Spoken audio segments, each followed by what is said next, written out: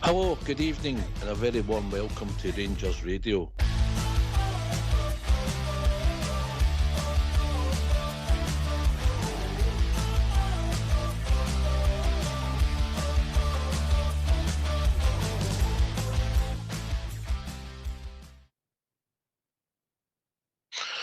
Hello, good evening, and welcome to Rangers Radio. I'm Southside, and joining me on the show tonight is my good mucker, Albert. How are you, Albert? I'm fantastic, mate. Yourself? Aye, all right, buddy, aye.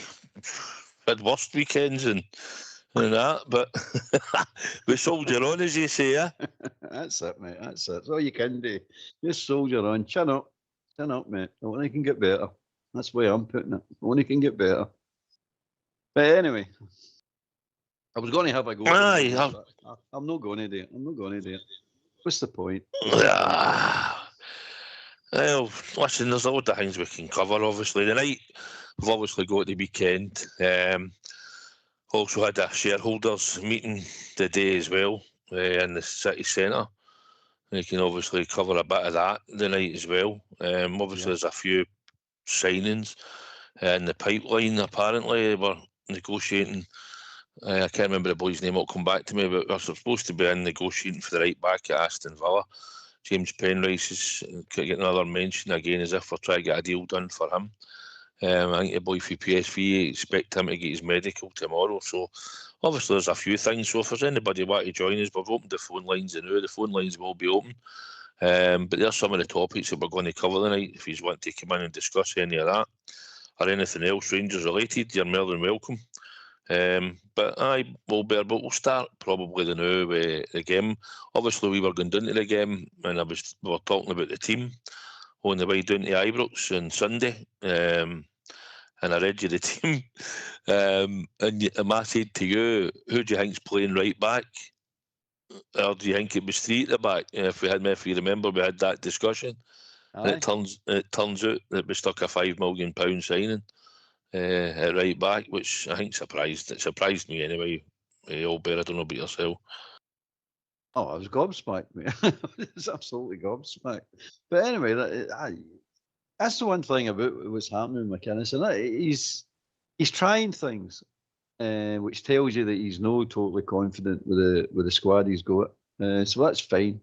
I can understand that, because that collapse for last season is still not explained. Maybe he internally has got to the bottom of that collapse, because that should have never happened, mate.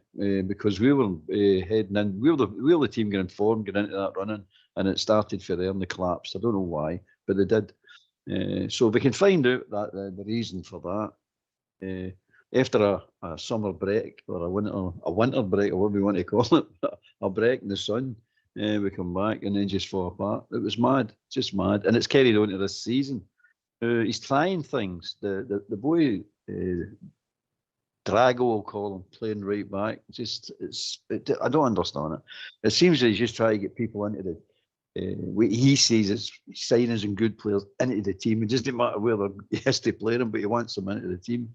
We're never going to win anything doing that. We've got to have a team, and out of all this chaos and shambolic way we're doing it at the moment, out of this, we've got to have a team needs to emerge out of all this, mate. Whether it's next game, next week, next month, I don't know, mate. But a team eventually has to come out of all this.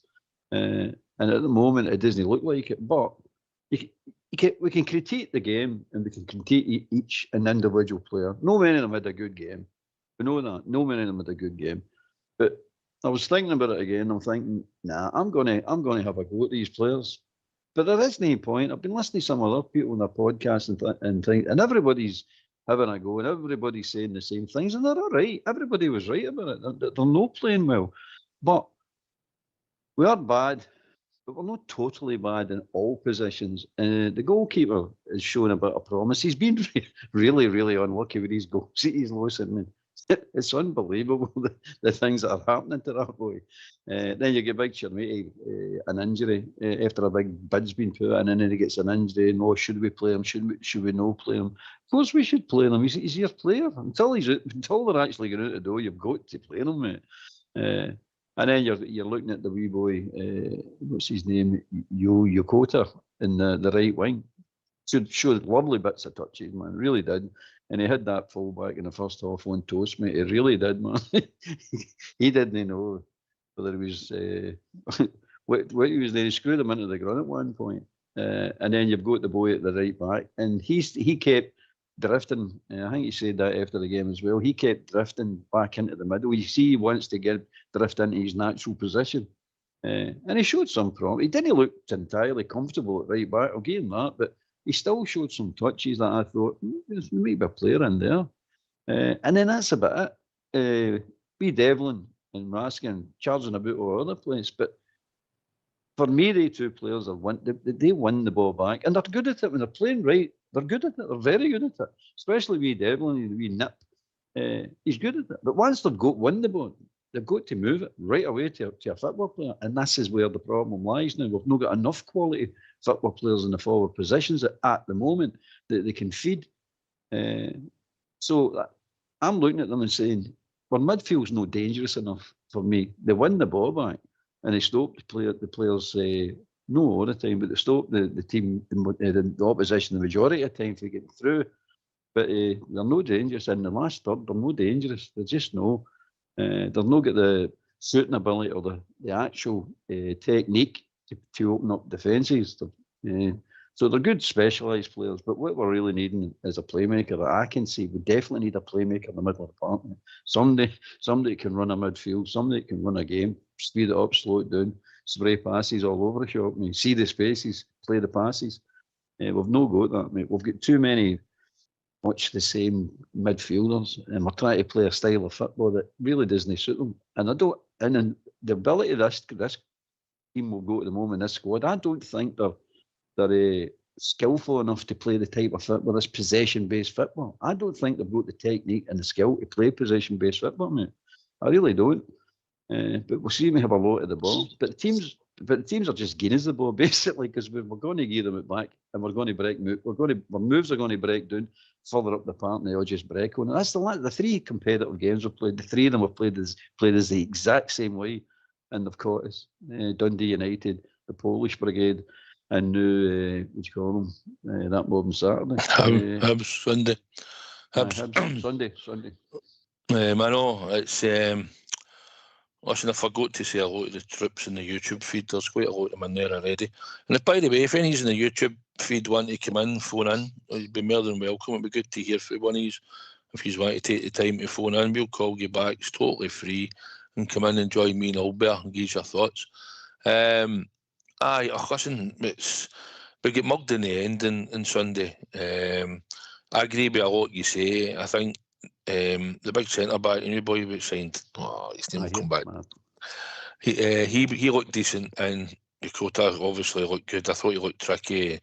He looks comfortable on the ball, and I think they were the only sort of two pluses that I took for Sunday. Obviously, later on in the game, Gasman came on and influenced it, and I think Asgard obviously come on and had a wee part to play and got involved.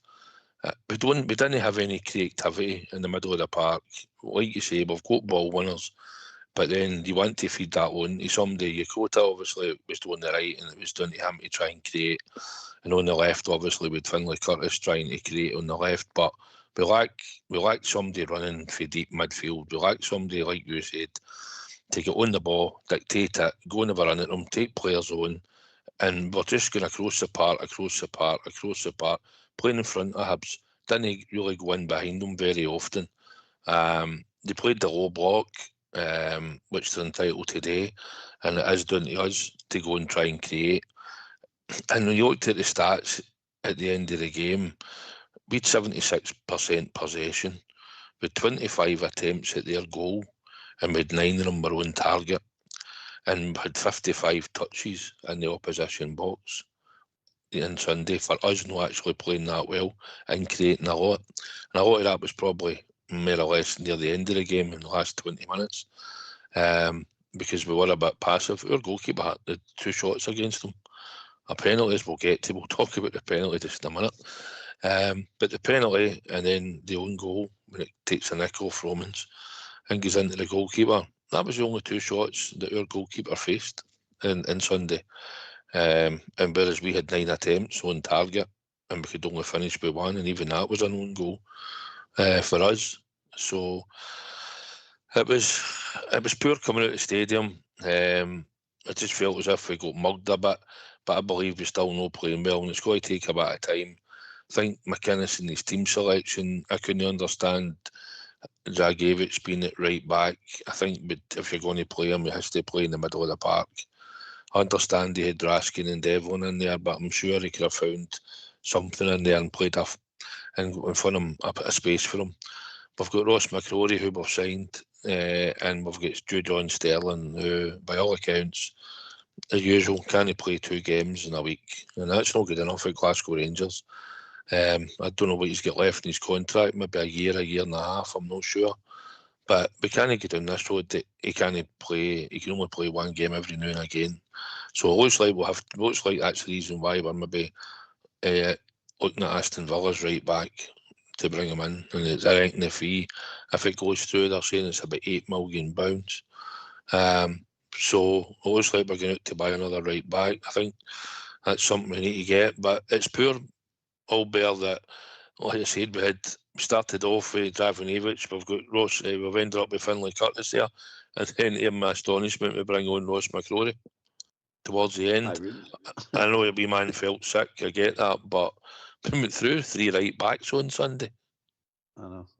It's amazing. 3 right backs, and we're needing a goal, and we bring another right back on and sitting going. We play one of our offensive players and Curtis. We put him into right back, and then we take him off.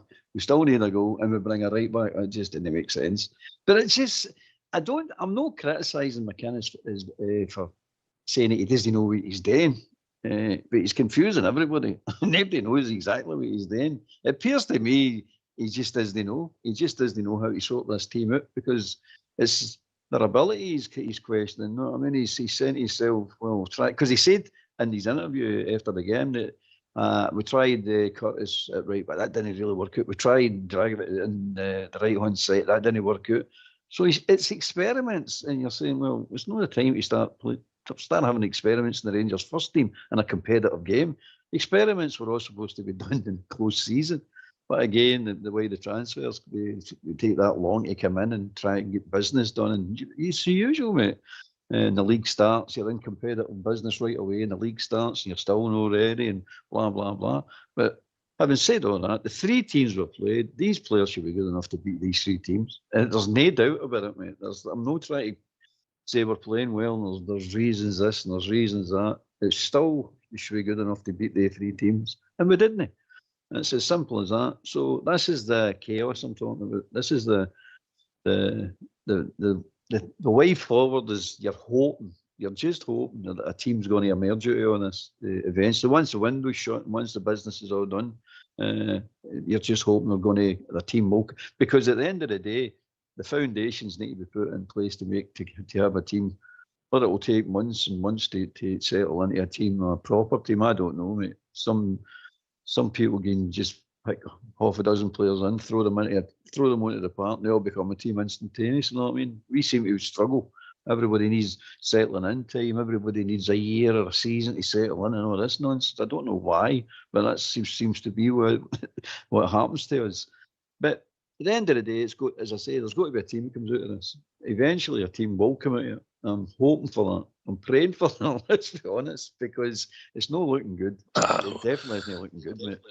No, listen, it's early days, it's sore. It's how we started there the last wee while. We all get into frenzies. Listen, we ended up out in the boozer last night, mate, as you know, right? There was a few pints consumed, and we talked about it. Listen, and I understand people are getting a bit touchy. There's no danger I'm going down the road of changing my manager. There's no danger I'm going down the road the job's too big for McInnes. I can question a couple of these players he's put in the team, but I'm not there, and I'm not privy to who's fit, who's no fit, what he's seen in the opposition, how he's maybe putting a player in there. To me, I'm surprised Majovski's not had a chance. I'd like to have thought that he could have fun a bit from in Sunday even going down to the game. I seen the rumours and I seen wee bits and bobs about Galatasaray maybe offering this amount of money for Chemiti, and I'm thinking, well, if we're considering selling him, you might not play him. But at the same time, you need to go out and win a game of football. But I thought maybe because he played on the Thursday night in Poland and it was 34 degrees earlier, it was a warm night, I thought, and he put a bit of effort in. I thought he might have maybe brought him on later and maybe changed the front two, because I don't know if they two actually work together, Shankland and Chemiti, to be honest, but it does take time to form partnerships. I get that. But I thought Majowski might have been a better option, but he seems to be fourth striker at the moment because they brought in Nadiri. And although Nadiri worked hard, it's still a bit frustrating. I don't know. I'm not 100% sure about him. I know he works hard, but the now and what I've seen for last season and this season, he's a worker. He grafts, but we need more than that. You need him to be getting on the score sheet more regular, because he's a striker and he's judged by goals when he's playing in the forward positions. And I think Majowski's a better finisher. I think but for reasons unknown to us, Albert, Majowski isn't getting a shout at the moment. He's went with Chemiti, who we're hoping he'll be back, but I seen that big lump in his knee. It didn't look too good. And if he is out for a period of time, then he'll probably promote Majowski's chances. But I've got a feeling Majowski and Shankland might be a better bet playing together. Just my own thought on it. I'm thinking the same thing, mate. Oh, that's what I said right at the beginning. I think they two would play well together. But one thing you need to say about Shankland can't run. It's a simple fact of life, mate. He can't run. So you need to turn the park into a five-a-side park for him. And what I'm meaning is you need to get him in the last third of the park, up in the last third. What we're trying to do is when we get space, you're trying to fire the ball at him as a target man, or you're trying to get him maybe halfway up the park to take spin and start running. He's not going to do that. He's not that type of striker. Unless he's playing against us, right enough, he can use his horns and all that, carry on to progress up the park. But he's playing for Rangers, so you're not going to get away with any of that. So you need to turn into a five-a-side park, mate. You've got to get him up around about that area and in the area and feed him. He's got to be fed, mate. And to be fair to the guy, he's had zero quality balls aimed at him, mate. Zero. I mean, he had a shot in Sunday there. And I said to the guy next to me, I says, that's the first shot he's had in a competitive game for Rangers. And he's like, what? I says, the other games he's played, he's not had a shot. I says, that's his first shot. And then he got another shot, which probably views with hearts that he scores it, mate. He was one of the keeper, but I don't know how he saved it, but I ended up getting it hitting the bar. He should have scored that, man. And then he had a header. All right, the header was a bit more dangerous. But he's not getting any quality, mate. And this is a problem you've got. This is a real big problem. When we're firing balls into the box, there no quality on it, mate. We're not taking centre halves out of play or keepers out of play. We're just firing hopeful balls in there. We're either under hitting them or over hitting them, but we never get them to our strikers. Chemiti, for me, spends too much time too far away from Shankland as well. He's got the two of them got to start playing together and reading each other's game. If you look at Chemiti, most of the time he's out in that left hand side and he's getting in Curtis's way. And I'm saying, Curtis is going up the wing with the ball and he's going, and next time, who's he going to pass the ball to? It's Chemiti, and he's out on the wing at the 18-yard line. You're going, wait a minute, you should be in the box. Why are you not in? He's coming up the wing to get to a centre forward in the box, but you're coming towards him. That's madness. We're never going to score because there's nobody in the box. But stuff like that all needs to be worked out. Is that going to be time? I think they should know what they're doing when it comes to that sort of thing. But they seem to want to play in mental positions. Raskin does it all the time. I'm not going to go on it with Raskin, but he does it all the time. No, I mean, he just sort of plays where he wants to play. It just seems to be, we've got your instructions after the manager, but I want to play the way I want to play. And there's a lot of them, not just him. And it seems to be disjointed at the moment, really disjointed. But again, it's one of the things. We're talking about quality players and we're talking about more signings to come in and God knows that they definitely need them, mate. They definitely need them. But if it's going to be quality up front, which is fine, you need to get the ball to them. You need to get the ball to them faster as well. That's another thing. Walking football is not going to win nothing this year, mate. And they need to speed up. Fernandes walking football. Even sometimes the goalkeeper's walking football. It's not good, mate. It needs to be pinged about it. And if you watch some of the passes they were doing on Saturday, the ball was barely getting to the player they were passing to. You're saying that's not good. And then Raskin and Devlin, they come together, and I'm telling you, there's about 3 feet between them, and they're passing the ball to each other. You're going, what are you doing? That is he's doing. And they're tentative with the pass. You're getting it. They're even fear case they're going to overhit this pass, and it's a 3 feet pass. It's madness, mate. It's madness. It's but again, McInnes needs to sort that out. And don't think for a minute I'm saying he won't know how to sort that out. He will know how to sort that out. He sees it himself, and he can't throw his players under the bus. And why would he? I mean, he's asking the boys to go out there and play for him, and he's asking them to put a shift in, and he's asking them to play out of position. Some of them, not all of them, but some of them. So he's got to expect. He's got to cut him a bit of slack. No, I mean, you definitely have got to cut him a bit of slack. And let's see what happens in the next 3 weeks with these transfers. But we definitely need them in. We need them to work. They can't come in and just be bit part players. They've got to be the main event here, mate. Because at the moment he's struggling. He's struggling with quality all over the place, and he's struggling with players out of form. That's one of his big problems. Getting players back into form. That's it. Look, Fernandes is. I don't know where his head is, but he's no in for him. You can see that. And if we had another centre half, I'm quite sure he'd be dropped. Quite sure. It's the fact he's playing because there's nobody else to put in. He's been shaky. I know Fox likes him. I like him, mate. I just think there's something about him. He's not for me. And I want every Rangers player that wears a jersey to go in and become successful and that. But I just think you've seen him doing the wee pirouette in the middle of the park in the first 5-10 minutes. If the boy robs him where he's in goal, do you know what I mean? And listen, it shows confidence. No, I get it, but there's just something about him that I think he's not running back and trying back hard enough. His head might have been turned slightly because there was a bit of speculation about him, and according to this and that, there was maybe going to go for this amount of money, and there was clubs in England looking at him and all this, and he's came back. I think if Godfrey was fit, I think he'd be struggling to get in the team. But he's there, and his performance on Sunday was a bit better than what it was on the Thursday. I know he's got another new defensive partnership in there as well, and he's got to try and gel.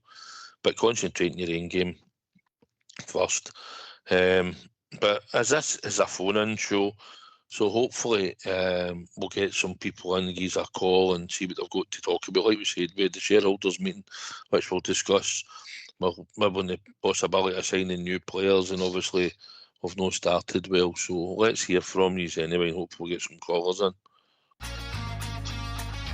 Why don't you give us a call on 0141 356 1972? It's your show, it's your platform. Let's hear from you.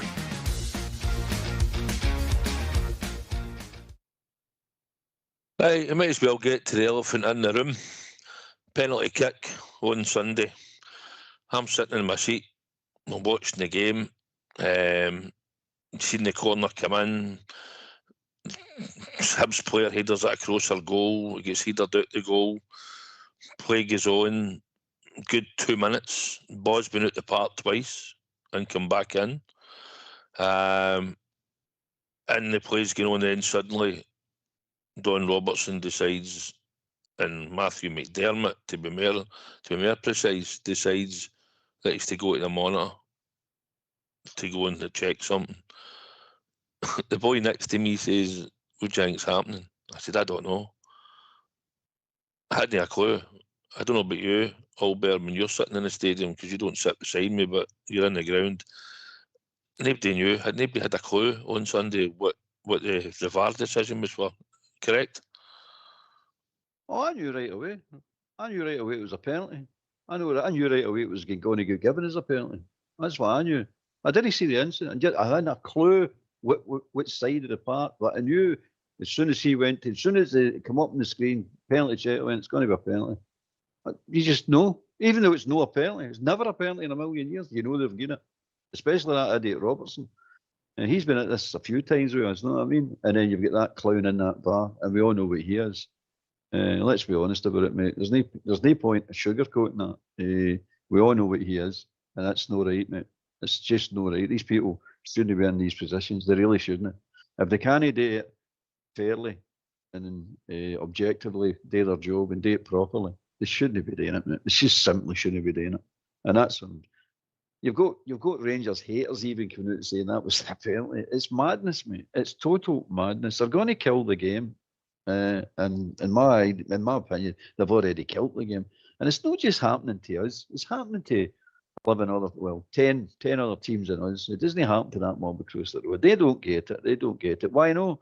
Because they're threatening court actions and all sorts, and they brought the game into disrepute and everything, caused a strike, referee strike. So now they get just every decision it goes their way in their favour. Now we're 5 points behind in the league, and we're saying, can't blame a referee with 80 minutes to go. Aye, that's true. But if we don't get the penalty, right, it's still nothing each at 85 minutes. So if we score a goal, we're now in a lead. The whole game changes, mate. The whole game changes. Aye, we should have beat them. Aye, we should have scored goals, but we didn't. But you can't ignore the penalty, mate, and the non-penalty. What do we do about it? Oh, we're in correspondence, or we're talking with the SFA. You may as well howl at the moon, mate. You may as well howl. It's not going to make any difference. It's action that needs to be taken now, because this is corrupt, mate. And I don't care what anybody says. It's corrupt. I heard David Edgar saying it's either incompetence or it's incompetence, or I can't remember what he says. But he's right. He's right, mate. Because at the end of the day, you can't put this down to, it's just a wee mistake they've made. This is blatant now. 2 minutes have passed in that game. As you said, the boy's been out twice, and now they're calling it back. You're going, where are we going with this? What's happened? Because you're all looking at each other and going, there wasn't even a tackle or nothing. What happened there? You look at it. And then again, we have to phone pals and look at on our phones and all that to try and find, let's see the penalty. Nobody in the stadium knew it was happening. Nobody. Not even Robertson knew what was happening. There you are. Even the referee who's running the game didn't know what was happening. It's that clown up in VAR. Pulling something back, making something up. I know, it was terrible. The boy, Gary, I'll come to you in a wee second, pal. The boy next to me, he eventually got up on his phone and he says to me, wait, see this corruption here. That was his words. He said, wait till you see this. And I watched it on his phone for the corner kick, and I just couldn't believe what I was watching. Listen, I know people, I've not heard anybody talk much about it. I don't really watch or listen to any other podcasts. Don't have the time for it all the time, but especially never heard it in the day. The odd time I get sent something. But some people have said, leaving itself out and this will be the way it will go and there'll be penalties gave all season. No, they'll know. He knew what he was doing yesterday. He knew exactly what he was doing yesterday. And he gave a penalty. And then that was it. Goals change games and it let Hibs go and sit in. Anyway, I'll come in. But Gary, how you doing, pal? Thanks for joining us. What you got to say, mate? How you doing, everybody? I'm just depleted, and just like everybody else, just totally deflated. I don't know what to feel. I'm no angry. I'm no frustrated. I don't know what to feel. I'm numb to feelings. You want everything to go well, and it's just no doing it. But I feel that that penalty decision is just. I'm the same. You're just listening to you there. You just knew. So as soon as he went, oh no, I'm just checking something, 2 seconds, and he put his hands out to make the VAR sign. You know it's going to be a penalty. You're like, they've found something, and that's the thing is, see them sitting there, wherever it is, in their wee bolt hole, watching tellies, and you can almost think one of them was sitting there looking back through the last 3-4 minutes, looking for something, because that's what it is, right? You're re-refereeing the game. So they're like, well, no re-refereeing the game. No, yeah. How can you say you're no? The way I see it is, after games are finished, the referee makes a decision, and then after the games, people are in the pubs or on the talk shows and you're talking about decisions. See that decision at the weekend? Nobody had mentioned that. And then on a sports scene or online, nobody went, that was a stone waller, or that was, do you think that could have been a penalty? Not even Hibs fans would have said that. Nobody was bothered. The Hibs player that fell there kind of put his horns out, but you're going to do that anyway. But then the game just carried on. Not a single Hibs player was shouting or asking for the ref didn't even bat an eyelid. He didn't wave it off. He didn't, nothing. And then you've got that McDermott, and he's obviously in his bolt hole with his two sidekicks, and they're looking through it and they're like, oh, by the way, we could get something. And there's a saying that VAR's supposed to be looking for rocks on the beach, not pebbles. Well, that was a fucking pebble. Does that make sense? They're supposed to be looking for massive misses that the refs missed. That's not what that is. It's not clear and obvious error. Is it a penalty? I mean, apparently, Chris Boyes was saying online on one of the shows, he's on everything, but one of the shows he says specifically, Willie Collum said that's specifically what they'll be looking for, is a player no looking at the ball, and basically with Honson and our player no looking at the ball in the penalty box when the ball is falling in the vicinity. So it does tick them boxes. So is it a penalty? Well, aye, if you're saying that's the rules of the game now, but that's not how our football played, and I'm sure that's not how 95, 96, 97% of other football fans want football played. It's a contact sport. It always has been. And now you're not allowed to touch anybody. Well, you are allowed to touch anybody, as long as you're not a Rangers player and they've not got VAR sitting somewhere watching screens, because if you do, then you'll get a penalty given against you. Because I don't think that penalty is given in the majority of the other games, and certainly no if it's in the other box. If that's a Hibs player or a Rangers, a Hibs player on a Rangers player, that's not being given. 100% not. We're not even mentioning Celtic. No, Gary, we're not getting that. And like you said, the ball was out the park twice. If there was any notice straight away for the corner kick, in my eyes, the referee should have been alerted to it. He chose not to. And it's as if the game's went on. The Hibs player, he does the ball across the box. We header it out. Game goes on. It's nearly 2 minutes. Maybe just over 2 minutes before they alert them. So they've been looking back and looking. They've been looking back and looking back to find something. So how far back do you go? This is it. So what's the official guidelines? No, exactly. So what's the official guidelines then? Could you turn around and go, John, by the way, let it go. Aye, but there's something here. Oh, it's been 30 minutes. But how far back do you go? Because if there's nothing in the law or what the referees are following or the guidelines that the referees following, how far back do you go? Because it's at some point it's you think this is contentious. Wait until it's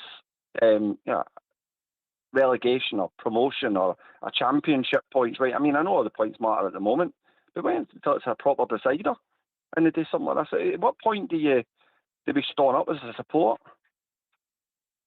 Well, what action the day Jim Gillespie mentioned it at the shareholders meeting that they've contacted the SFA regarding it and regarding what they want to know exactly what's happening here.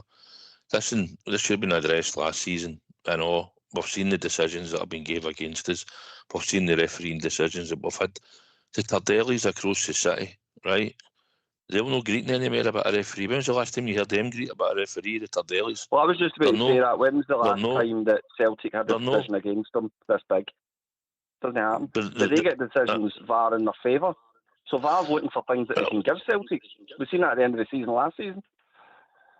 Aye, but on us on Sunday, I just thought it was a joke. I just couldn't believe what I was watching, and then like Albert says, I was annoyed and frustrated watching the game. Right, I was annoyed and frustrated watching the game like any bear, right? But I wanted us to play better. But on the same breath, I don't think we played bad. We created enough chances. We had to their keeper had a game of his life. They had balls cleared off the line. Yokota had a good game. He created some good stuff in his first run out, apart from Europe. But we done all right without setting the place alight, and we should have won the game with the chances we created. But it's just frustrating. And like you say, if that penalty's not given, it changes the game. I mean, it's frustrating. And you know that way I'm thinking, if Derek McInnes had his touchline ban, it might have been in his favour, because we'd have started like this. At least we'd have something to blame it on. At least we'd turn and say, well, Derek McInnes hasn't in the dugout. It'll be more interesting So I got a text in for somebody then saying he's there. A boy comes on the show saying is what would have happened, Albert, if we'd scored a goal before they managed to get him to look at VAR. Or they'd been riots. You think about it, chop off a goal and then give him a penalty. Albert? If we scored the goal then, and then they say, whenever you go back and look at it, that goal doesn't stand then. Is that what we're saying? Is this what's going to happen?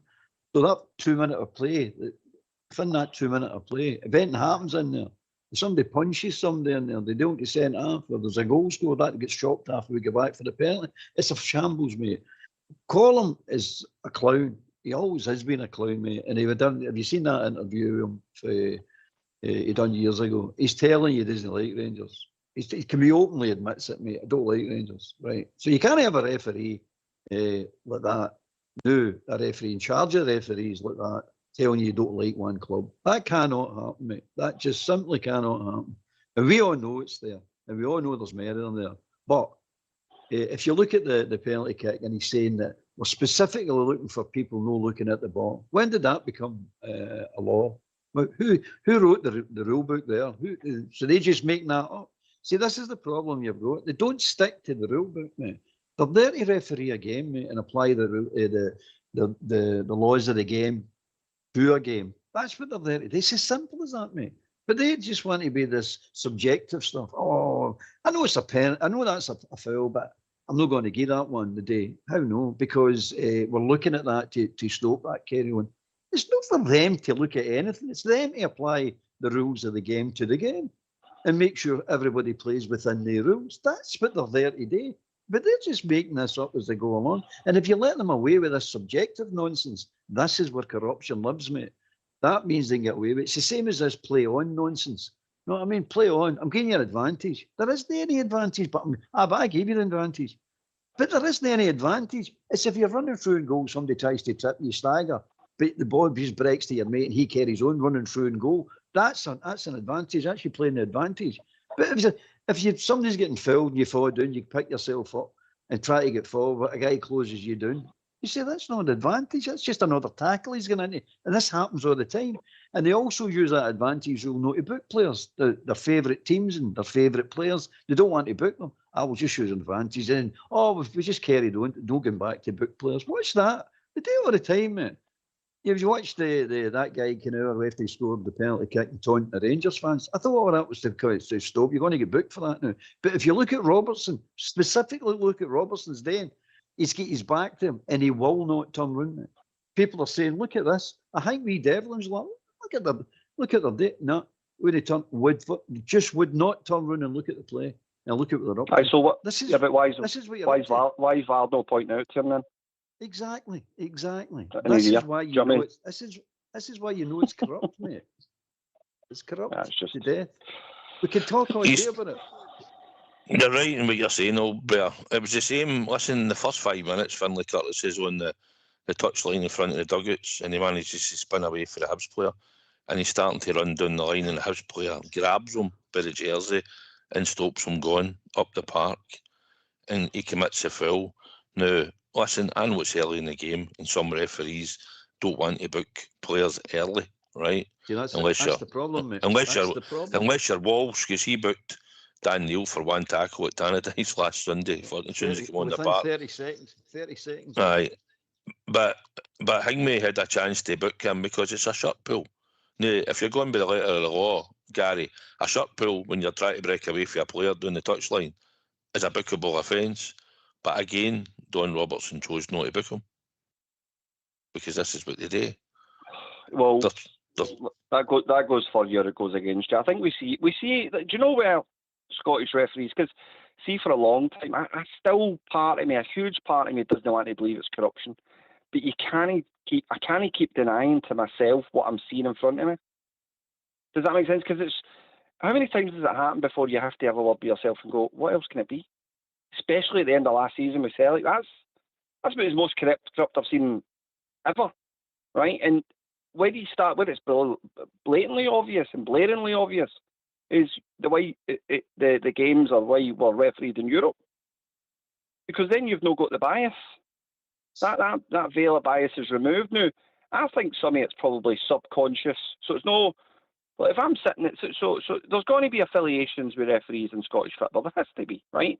Everywhere else in Europe, you have to declare who your club is, right? And you're kept apart for refereeing them games, apart from in Scotland, right?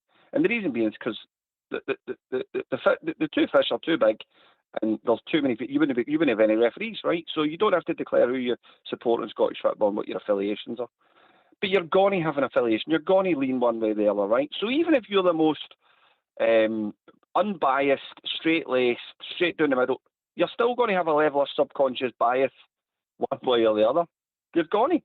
So even if you're sitting there in the VAR room, right, and you're like, no, I'm straight as a die, I'm not corrupt. Well, even if you're no, your subconscious is. So you're going to lean one way or the other. You're going to look a wee bit harder. You're going to look for 5, 10, 15 seconds longer at the clips. You're going because you want to find something. Fair enough. That's fair enough. But it's gone beyond that now. I mean, if you look at Connor in the cup final, it was a cup final with Cherny. It's more out than in with the penalty kick. And they were saying that. Hold on, Gary, when he's talking, just let him. Don't jump in, pal. You know the rules. You know the rules. You've gone long enough. No worries. Aye, so it's beyond that now, mate. It's a way beyond that now. You get beaten going out of the Motherwell game, the Phantom handball in that game. Beaton's going out of the VAR officials, and he's asking them, "Is it a penalty?" And they're saying to him, "Aye, it's a penalty. Aye, we can definitely see that." No, they can't. They're lying. They're absolutely lying. But he says, "Oh, it's fine." Instead of him, these referees don't understand that they are still refereeing when they go to the VAR. They are still in charge. So like Robertson looked to that screen. He could have turned around and went, "No, I'm not getting a penalty for that. That's not a penalty." Right? Which he done in real time.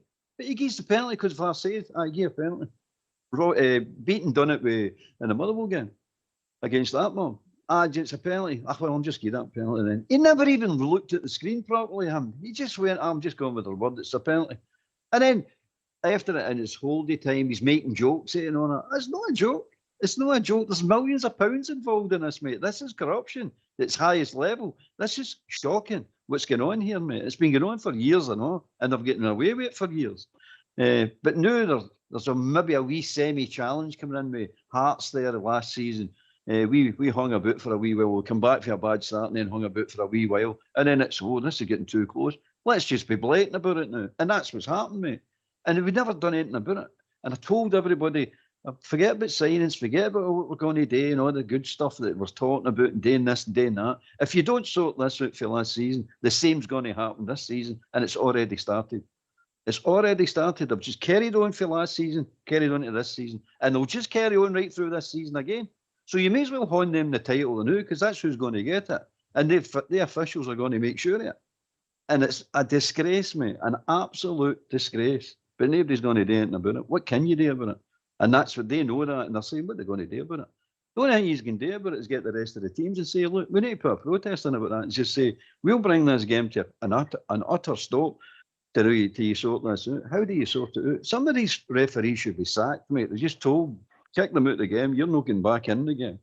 I don't care who you support. You just be fair about it. You just be fair when you're doing your refereeing the games and date to the letter of the law with the rules of the game. That's what you should be doing, mate. But they're not doing that. They're making it up as they go along. Every game's a new adventure. Every game is, let's see what we can get away with today.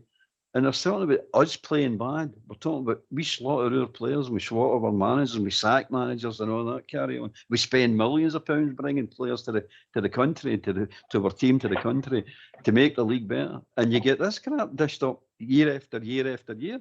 It's got to stop, mate. Just be fair. That's all you're asking. You're not asking to lean towards you. You're not asking to give you unfair decisions in your favour. We're not asking for any of that. We're just asking to be the rules to be applied fairly to everybody, all the teams, not just us, all the teams. But it's not, mate. It's simply not. Do you think they would put up with, if they get refereed the way we get refereed, do you think that mob across the city would put up with all this? No chance, mate. Absolutely no chance. Well, they got a strike before, didn't they, many years back, because they kept moaning about referees, and I've never understood how they moan about referees. I've never really understood it at all. I've listened to a couple of things before, and I just think, you're off your head. You're off your head here, because you get every favour going. And if you only need to look at the stats, for last season, every 10 fouls before you get a yellow card. You look at the stats on everything else, penalties gave and no gave and everything else, it's phenomenal. But for a referee to go over 2 minutes when the ball's been out of play twice, the game's going on, there's been nothing to really see. Listen, it's not a crime to look at a ball that's coming in the box. The Hibs player had his hands on Dragovic's face and shoulder. He actually pulled him towards him. So it was just two players coming together. And in real time, nobody really seen it. Because, like I said, the Hibs player headed the ball across the goal and he headed it out, and the game went on. But if this is what we're up, I'm telling you, you'll not see a penalty like this gave all season. There'll be nothing like that. No. Again, I doubt it very much. I'll go against Southside there. I'll bet you that you do see it. Do you know why you'll see it? Because they've got to justify themselves because we're all out. There's an outcry about it. Not just with the Rangers fans, other people are outcry. So they'll have to give penalty to cover their ass, basically. They'll have to do it. And that in itself ruining the game. That in itself ruining the game. That's the point everybody's trying to make. You're ruining the game. You're just going to kill this game stone dead. But again, Collins and Charles, that clown should be sacked just for not getting him to the World Cup, the referee to the World Cup. He's supposed to improve the standard of refereeing. He should be sacked for that alone, mate. Apart from being the wee cheat that he is, he should be sacked. But there you go. He's still in charge, and he's still going to come out and talk crap, and he's still going to come out and justify that penalty kick. We'll watch it, mate. That's exactly what he's going to do. He's not going to say that's a mistake. Oh, this is what we're looking for. That's the started. That's the nonsense started. Is that what you're looking for? Oh, well, yeah, we'll soon see. And they've got to do it now, the rest of the games. Or you'll sit and say, well, they've just done it to Rangers, but they've not done it to anybody else. How can that be? So we're the only ones that do that? Aye, I don't think so, mate. Be surprised. We'll see when we go in. Murphy McDermott was the guy who was involved at Kilmarnock when he did a penalty in the last minute. The Kilmarnock player kicked it off the other player and he came up and hit him with his horn for about a yard.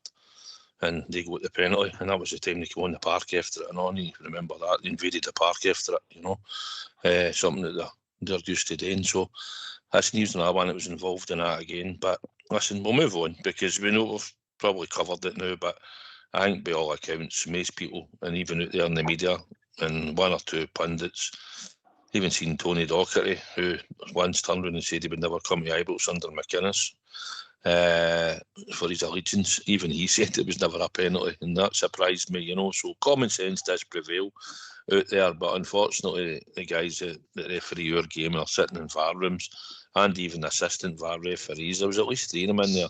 So you're saying the 3 of them all came to the same decision? And if they do, then there's something seriously wrong, Gary. But anyway, listen, we went in at half-time yesterday, 1-0 down because of the penalty kick. I think sitting there, I always believed we'd make some substitutions, but the only substitution they brought on, Gary, was bringing on Diamondi, who we reckon will be out the door in the next few days to Turkey for over £5 million. But I was surprised that they brought on Diamondi and it was just him, Gary, yesterday. Well, first of all, we need to talk about the squad. The squad's bloated, right? And I am on Derek McInnes' side, right? I think he'll be a good manager for Rangers. This is a horrendous start, and that can't be a good thing. It's only going to put them under pressure. It's only going to feed down to the players.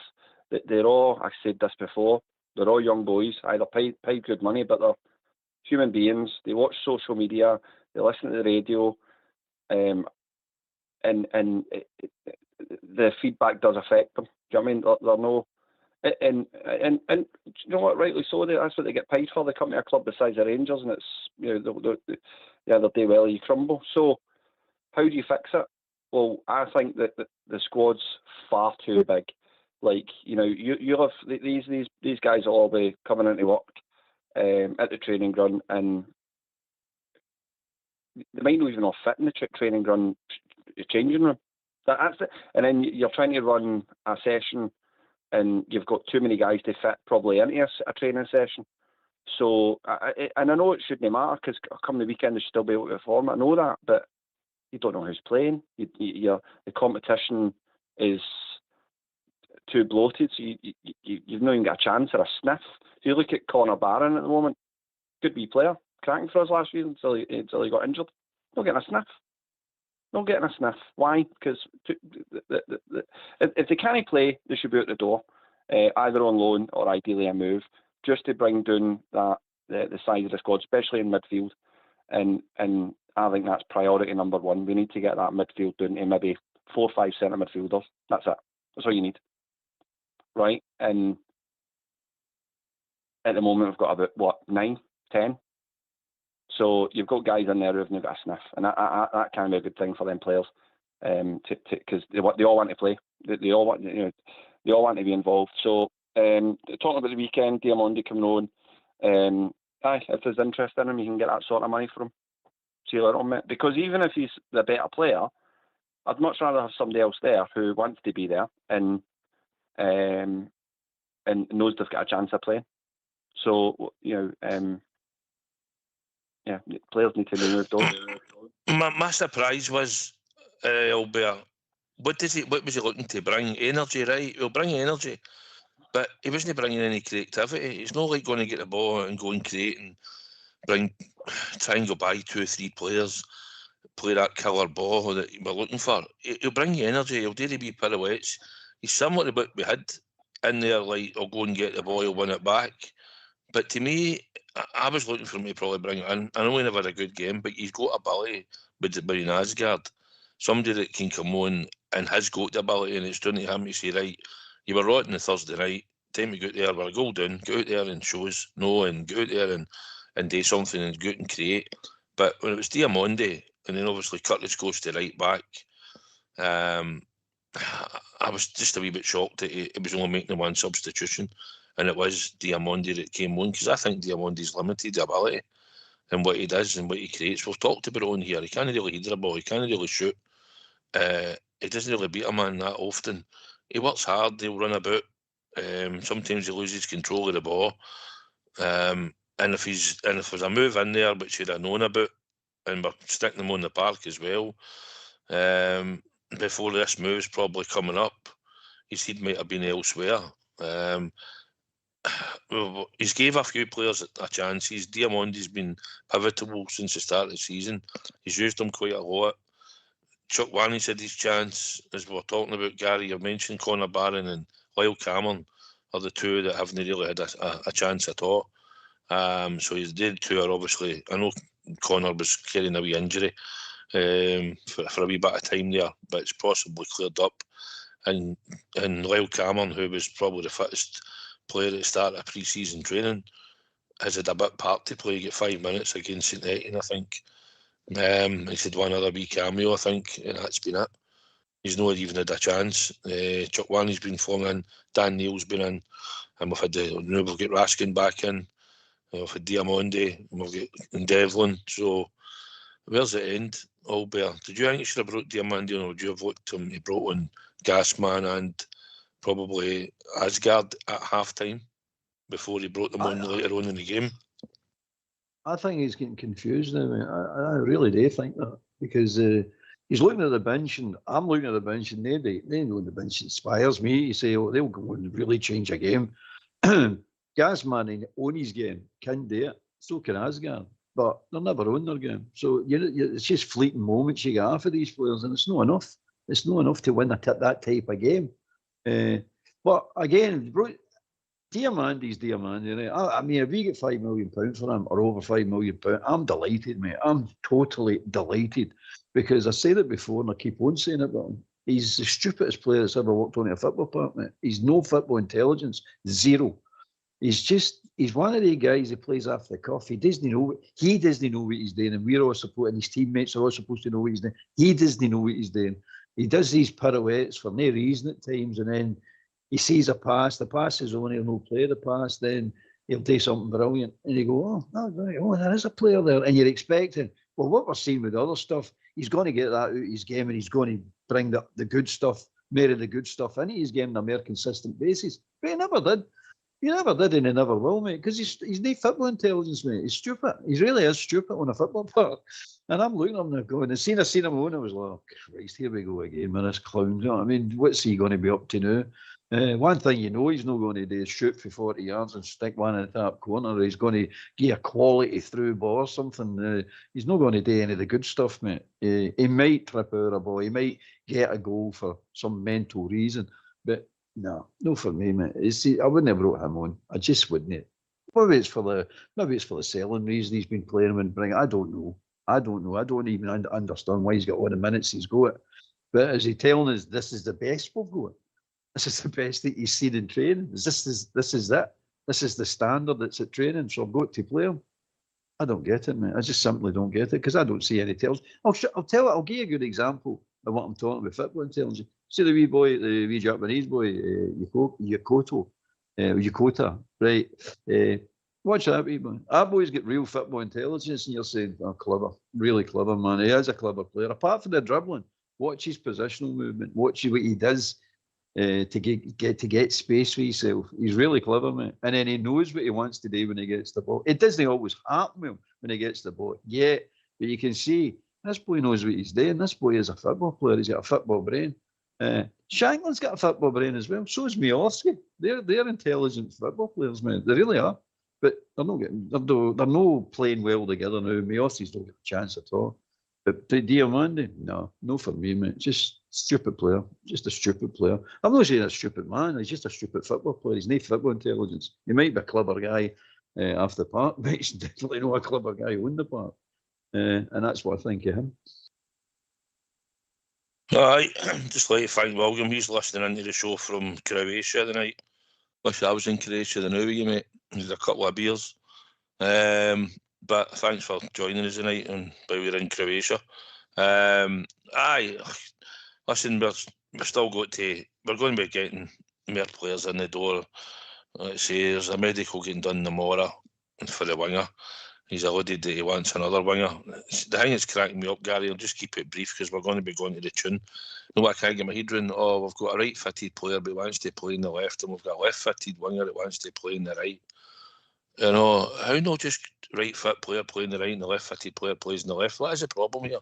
They all don't need to cut inside because every defender knows that they'll end up going to have to cut inside if they want to get a shot off. So, I mean, when I watched wingers, can you imagine right-fitted winger played in the right wing, the left-fitted player played in the left wing? Is that not what you used to watch, Gary? Well, it was, aye, but that was before the days when players used to tell you where they wanted to play. Nowadays, they turn around and say, this is where I play. Whereas back in my day, you were told where you were playing. I'd like to play out there. Well, tough, you're playing here. But that's just the way the modern day football is. I mean, I think you're probably talking about Yokota. I mean, he's a left-footed player that plays on the right. But his best bit of skill was because he kept coming back on the inside. And he was doing it 2 or 3, 4 times. And I thought, stop coming back inside. I know he's left-footed, but you wanted me. But his best bit of skill was when he did go back on the outside and he beat the boy in the touchline. He set up, was it Chamita? And the ball was saved off the line. I mean, that should have been a goal, right? The team done everything right. The boy beat his man and he waited for the pass. It was a perfect pass. Good finish. I thought it was a handball when I first seen it. I was like, oh, it's a handball, but it wasn't. But essentially, see, as long as they're there, it doesn't really matter. As long as they're mixing it up. Because if you're left-footed and you're playing it right, defender knows you want to come inside and get the shot off. But you have to be strong to go down the outside every so often, so you keep that defender guessing. And that's where a lot of the wingers nowadays. Oh, do you know what winds me up is wingers that slow down. So as soon as you get the ball and you've got them one-on-one, right, and the channel's open, why do they slow down? That is infuriating. You're a winger. You're usually quick. The space in behind, knock the ball and run after it. What are you slowing down for? Do you know what I mean? Take your man on, knock it past them, and get a sprint on. And they don't. They always slow down and come inside and face their man up. And that's infuriating for me. And then a lot of the time they'll come back and play the ball backwards, and you're like, it's that horseshoe that comes back. This modern day thing, the centre back, which it has its place, but it's too much now. It's like retain the ball. No, how about take a chance? How's about trying? You're the better team. 99% of the time in the league, Rangers have better players. We're the better team. We should be taking more chances because you know what? If we lose it, we'll retain it back again. That's the confidence you should play me as a Rangers team, as a Rangers player. And we don't do that. We're like, no, we'll recycle it and we'll keep the ball and we'll just pass it about until we get the right opening. Unless you take a chance and try that splitting pass between the lines, or try and get it out wide, or a ball over the top, or take chances with the ball. But we don't. It's recycle it. We'll catch up in the second half because I know it's getting ready for the tune time. I'll just like to say, if Bridgeman's listening, Benidorm 167 in Toronto, they said he hopes you're feeling well, mate, and would like to see you back soon. So if you're listening, Bridgeman, there's a wee shout out in the YouTube for some of the troops. Anyway, it's tune time, so we'll see what the techie team's got for us. So if you'd like to go on mute, it's time for a tune.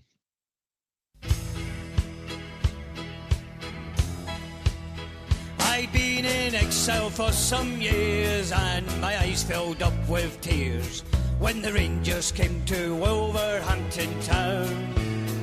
So I took a trip along just to hear some famous songs when the Rangers came to Wolverhampton town. I stood there all alone while the boys all down from home sang of Rangers, that team of great renown. And a sight I'd never seen when they sang God Save the Queen, when the Rangers came to Wolverhampton town. There's not a team like the Glasgow Rangers, one of the famous songs they sung. And a sight I'd never seen when they sang God Save the Queen, when the Rangers came to Wolverhampton town. Now on the field below, the boys put on a show, the likes they'd never seen at Molyneux. And as football it was grand, from Macmillan, Scott and Brand, when the Rangers came to Wolverhampton town. There's not a team like the Glasgow Rangers, one of the famous songs they sung. And a sight I'd never seen when they sang God Save the Queen, when the Rangers came to Wolverhampton town. Now the league flag must come nearer with men like Bobby Shearer, the way he played at Wolverhampton town. And the world forever after would sing of Jimmy Baxter, for on his head they placed that noble crown. There's not a team like the Glasgow Rangers, one of the famous songs they sung. And a sight I'd never seen when they sang God Save the Queen, when the Rangers came to Wolverhampton town. Now I knew it had to happen, I heard a mighty roar, the famous Glasgow Rangers they had scored. And the sky was white and blue, Wolverhampton shook right through, the loyal rampant Rangers had come through.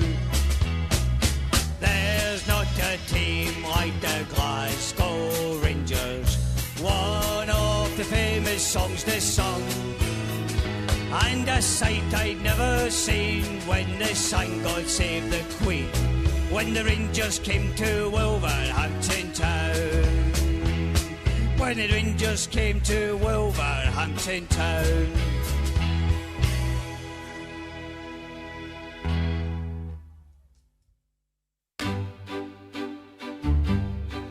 While you are sitting listening on your own, why not take part and give us a phone?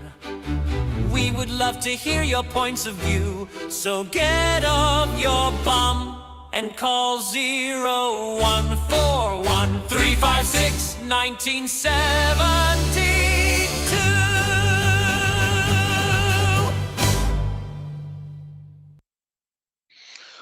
Hi, just like to say thanks to Richard on YouTube for his kind words, and 3-1, mate. Sounds good to me. I'll have a wee bit on that tomorrow, definitely. Anyway, did you like that wee ditto there, the wee tune there, Albert? Smashing, mate. Singing along to that. That's one of the better ones.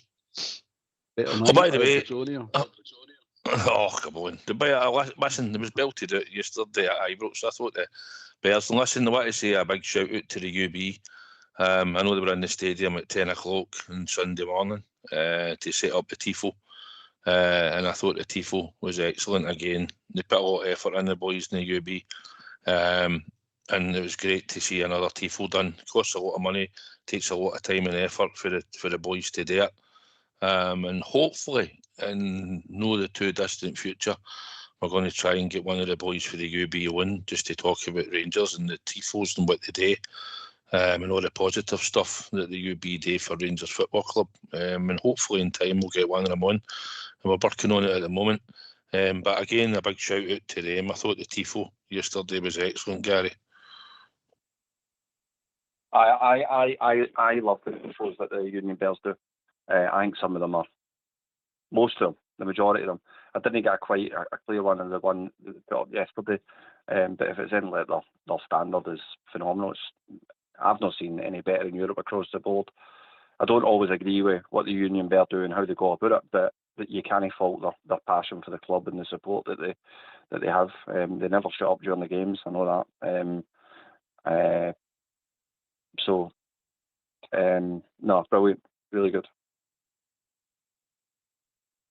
You get a good view for yourself, Will Bear, for where you sit. Oh, it was excellent, mate. Excellent. I do support the Union Bears. I think they do a marvellous job, because without them,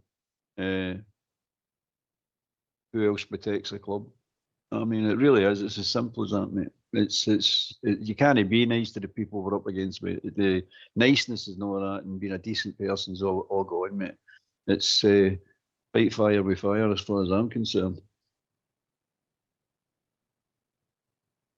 Aye, I don't know if we've had a technical issue or Gary's just dropped there. I don't know what's happened. We'll find out if he's just dropped and something's happened. I'm sure the techie team will get him back.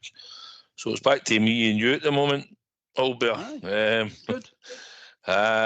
So obviously we had the shareholders meeting today, and there was a lot said at the meeting. Obviously, Andrew Kavanagh said he was hoping to have 3 to 5 signings in the door before the end of the window. I think we know where we'd like to get. I think we need another centre half. I think you'd agree with that. I think we need a right back, which we're working on apparently. We're looking at one at the moment. I think we're looking at another right winger, as Derek McInnes alluded to, and obviously we've got the boy coming in tomorrow for his medical for PSV Eindhoven. £7 or £8 million, I believe, we're spending on him. And I think we're probably going to need to look at another. I think we need a creative player. I think we need another creative mid. Sorry, having wingers with pace or getting to the byline, but I think we need something else in the middle of the park. I'd expect a few to go. Obviously, Diamondi's one. I'd expect if Lyle Cameron's not getting any game time, I'd expect somebody to come in and probably take him away on loan or maybe try and purchase him. One of the techie teams actually said, I don't know what you think it is. I've said no, but they were saying, would you try Connor Barron out at right back? I don't know, mate. Aye, maybe. Maybe, aye. You're going to HR on the morning. Maybe. You never know, mate. You just never know. He's a bit small. That's the problem with the wee man. He's just a wee bit small. Same with Cameron, just a bit small. So they're sort of limited to where you can play them. But what are we buying another right back for? This intrigues me. Why a right back? We need a left back, but we're going for a right back. Well, Penrice has been. We're supposed to be close to finalising the deal for Penrice to come. He was at Hearts left back. He was at Livingston. He could play left centre back at the time. Livingston had used him as a left centre back. He's 6'2", 6'3", Penrice. But he had a good engine. He was up and down the park. Derek McInnes played him on the left back position, sort of left wide, attacking because he was playing like 3-5-2s. So he had a good engine in him. Penrice, he was up and down. I think it would be good for Romans to get rested and spelled at times and maybe make him fight a bit more for his for his place and know that he's an automatic start. So he's another one that we're working on and probably close to getting done. Yeah, that makes sense, mate, because you can't expect Romans, they cover for Romans. That's just borderline lunacy. What we done last year, know what I mean, with the wee boy in Magoma, know what I mean? It's just mental, absolutely mental. So aye, that sounds a bit more like it. We definitely need that centre half. Maybe Perrin Rice is the left back centre half cover. Maybe they'll think that's the way they're thinking. But again, I agree with you, creative midfielder. And we need somebody in the midfield that knows how to run a midfield, mate. That's basically what I'm trying to say. We don't need any more defensive midfielders. Going to stop buying defensive midfielders. I'm sick of hearing us about defensive midfield. Every time you hear we're in for a midfield, what does he play? He's a defensive midfielder. Oh, Christ, no, another one. But we need attacking midfielders. We need ball players, playmakers. We need them. They don't exist anymore in this modern game.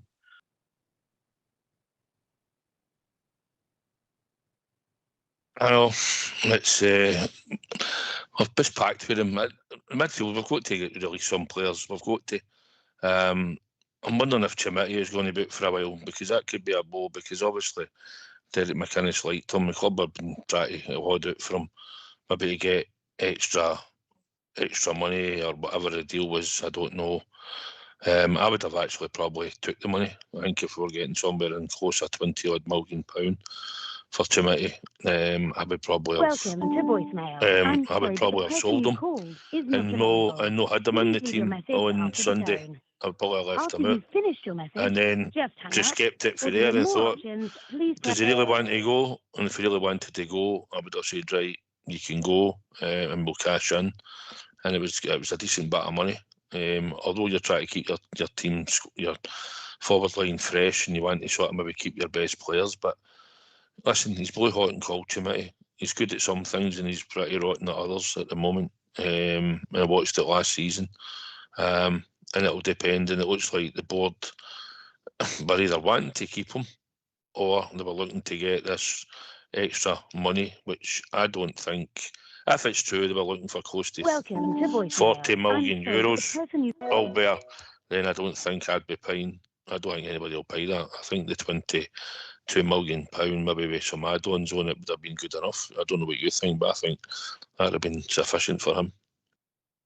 No, I think he's a good player, mate. I think he's worth every penny. I think he'll be on that. And if whoever he goes to, if it's the right club and develop again, he'll be up higher than that. I really do. I think he's got it, mate. I definitely think he's got it. He's one of the players that he's very deceptive, mate, and a lot of things he does. And he's still only young, remember.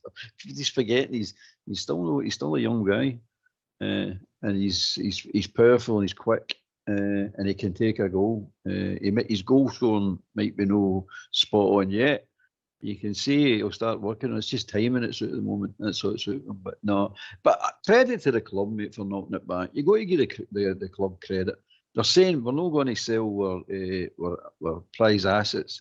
They're trying to build a team. You got to remember, we keep greeting about, we never get any better. We're always changing managers, which we're doing. We're keeping buying these mediocre players in and all this carry on. You've got to get a team, build this team. So it is, you've just not got one good player. You've got maybe half a dozen to 8 really good players in your team. Then you can start saying, right, we're going to sell him and we're going to replace him with the up-and-coming next version of whatever. No, I mean, but at the moment, you get a good player, you sell a good player. You're starting to act like he's 5 for one of the weird clubs. No, I mean, get a grip. You've got to start building a team here. And you've got to give us some sense of enjoyment as well to see these players playing. So I applaud the team, that the club, for holding on to him and then trying to add to him, add good players to try and get this base, a right good team. Play with them for a year, 2 years, whatever it is, 2 seasons if you can get away with it. Then start selling one half at a time and getting cash in that way. But first and foremost, we need to get a team. And we're never going to get a team if we just keep selling players, the better ones. Getting $5 million for Diamandi, that's good business. Very good business. You say, right, okay, players like that, Raskin, if you get close to 15, 20 million, whatever it is I want for him. That's good business. Yeah, you say, right, fine, that's great. But no, you've got to really start building this team, and this is what's happening. That mob across the city, that's all they've done. Build their team, go at their team, and then send 1 or 2 assets every year and bring a couple of players in, bang, bang, and just keep it rolling. That, and we keep collapsing. Helps them, know what I mean? But at the end of the day, I do applaud the club for holding on. Then the bad luck hits us again. He gets injured. Let's hope it's no as serious as it actually looked, because it looked quite horrendous. I didn't actually see what actually happened, but to be honest with you, mate, how it came about. I just all of a sudden, there's Chermiti down, and he's lying down that wee bank at the park. So I'm glad they didn't sell him, mate, basically. Don't know, hopefully it'll not be too serious, but big lump in the knee didn't look too good, to be honest. No, didn't it?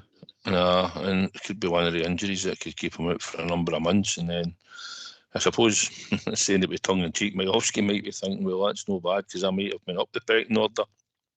Well, see if Chermiti's out, man, that's us doing to two forwards. I don't mean he's out, but I mean he'll be thinking he's up the pecking order now. He's got a chance of maybe getting on the park due to an injury. Know that you want to happen, but if Chermiti's going to boot for a while, it's probably putting him up the pecking order a wee bit. Where he'd be thinking, I'm going to get a chance now. You know. Listen, I believe, and I know for a fact, well, I'm not going to go into it, but he wasn't prepared to be third choice striker before Shankland came in, right? Last season, he made it known that he wasn't going to be third choice striker at Rangers Football Club. Now, he's obviously here still at the moment, but I don't know if Chermiti's injury, if Chermiti didn't get injured or sold, I think Majowski would have been asking for a move. That's my own opinion. I think Majowski would have asked for a move. I look to go, because I don't think he's the type of guy, well, he isn't the type of guy that wants to sit, and he didn't want to become a third choice striker for the start of this season. So it'll be interesting to see what happens, but hopefully Chermiti, his injury will not be too bad. And they'll get 22 million for Majowski. That's a good bit of business. I wouldn't off. But anyway, talk about the game. We get back in the game anyway. I'm just trying to get back on track here and flowing about. We get back in the game due to, obviously, we bring on Gassman and we brought on Asgard. And all right, it was an own goal, but we try to put the balls across the box. And I suppose if you put them across like that, there's a good chance that somebody will stick their foot out and you'll get the equaliser. And that's exactly what happened. And I thought Gassman probably looked a bit more lively. He's been off it for quite a bit. He's got that, looks to me, if he's got a wee bit of an attitude problem. You've seen it with support last season. He's young, he's still raw, he's a winger, the ball hot and cold, but he certainly came on and injected a bit of life into the team, didn't he, be Asgard? Aye, definitely. It's. I wish Curtis and all that would fire the ball across the area of the way that wee man done. That's the way you do it, mate. If you can't pick MD out, just smash it right across. Make them defend, and if they stick their leg out, you don't know what can happen. Ricochets, anything can happen. It happened to get a ricochet and it flew into their net. I wish Mayor would do it, but they did make a difference. You know what I mean? Asgard is just. He had a good shot, it flew over the bar, but you just know he's got more in him. You just know if you get him into the right position and get him, and he's got his attitude, he's got his good attitude here, though, and you've got a fighting chance with him. It's just that I think he takes the ball in the wrong positions and facing the wrong way all the time, mate. He just does it too often for me. But he has got ability, there's no doubt about that. He's definitely got ability. So he is a work in progress. No football-wise, mate, in his head. That's what McInnes is saying. We need to try and get the best out of him, but he needs to want to get the best out of himself. He's got to really knuckle down, mate, and start settling into some sort of attitude that he wants to be part of this. And I heard somebody else saying it as well. Let's see, like some of these decisions are going against it. This should be riling us up, mate. Or the players saying, you're right, okay, this giving you the will to win, the drive to, I will show you. It doesn't seem to do it with some of these players. They seem to flop about and fall down and put the arms out. Oh, that was a foul. You're not giving me that foul. And then they sit and greet and moan about it. I mean, You've seen Fernandes in the Poland game. If he slips, all right, it can happen to anybody. But he just lies there. You're going to get up. No, I mean, just boy's still in your area. Get up. Where's your instincts, your defensive instincts? It's just, it's trying to, it seems like there's an off switch that's there that we try to flick to the on position. It's just, not just for him, for the whole team. There's just no got that drive, and that's what's up with Asgard. That's what annoys me with him. He's just got the ability, but he's not got the sheer will to win. And that's, in the Scottish game, that takes you a long way, mate. A long way. That will to win. If you watch that Argentinian team in that World Cup, I mean, they weren't the best team in it, but they were one of the most fierce team. White fight, desire to win, desire to get through to the next rounds and all that. That's what you're talking about, mate. I don't see any of that in the Rangers team. I just see a passive team. Nice football players, some of them get nice attitudes regarding decent people, but they don't get that will to win. Well, that penalty kick, I mean, that's an injustice. You should use it positively for you. All right, they got the goal for it, but that shouldn't stop you. That should inspire you, mate, to go, nah, they're not going away with that, to go and win that game. But it didn't. It's just the way we are. Aye, well, flinging everything at it, I suppose, and there's sort of wee half chances and stuff. Hibs sort of sat in, and then somebody sent me something this morning, and I didn't get a look at it until late on this afternoon. And he says, look, and he shows me it, and he says, actually, there's a foul on Diamondi, because I couldn't believe when the ball bounced before they break up the park that they walked away with the ball. There was at least 2 Rangers players. And he says, look, watch the Hibs player. And you see the Hibs player actually grab Diamondi's left arm and pull him to the ground. And that's how he ends up in the ground, because I was wondering when the ball bounced and I thought he jumped up for it at the time of the game, but he actually gets pulled down his left arm. Don't know if you noticed it yourself. I didn't see it at the game either. My boy sent me it this afternoon when I went, wow. I said, no. So I thought, well, how did the ref not blow for a foul? Well, I know why he never blew for a foul, but when you see it, you think, well, obviously, you can clearly see he grabs him on the arm and pulls him down. How did VAR not get involved in that? Well, you know why VAR didn't get involved, but obviously, listen, immaterial. He said to me there was a foul on Diamondi, which probably not a lot of people maybe seen at the time, and then Hibs break up the park. And where I sat at first, I thought it looked a wee bit goalie. I thought, could maybe have covered that.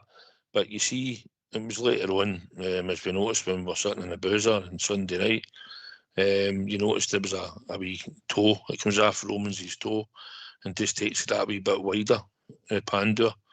And he was left with no chance. And that was us 2-1 down if we tried to press him when they break up the park. I think it was 4-on-3, I think, at that time when they broke on us. And something McInnes mentioned and said we would stop getting teams breaking on us after the Jannelonica game on the Thursday night. He said we're going to stop that, but that happened to us again on Sunday. And unfortunate for us, the ball went in the net, and before you knew it, we were 2-1 down, and that was it. Game over. Aye, it was a bit unlucky. I never seen the film myself, mate. Not even seen it on YouTube or anything like that. Wherever you seen it, what was it? Was it on YouTube? My boy sent us a clip of it. I don't know how we got it, but he sent us a clip of it. I've not seen it.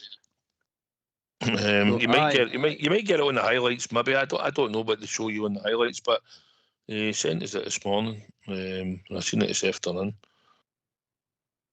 No, I never noticed it anyway, but it really surprised me. But again, I'll say, how did VAR not get involved in that? Because you remember Desser's goal against that mob. Ibrox get disallowed because they had to brought it back. Remember, they brought it all the way back to the halfway line. But another one, it was about a minute, 2 minutes. The game had played on, and we scored the goal, and they pulled it back for a foul on the halfway line.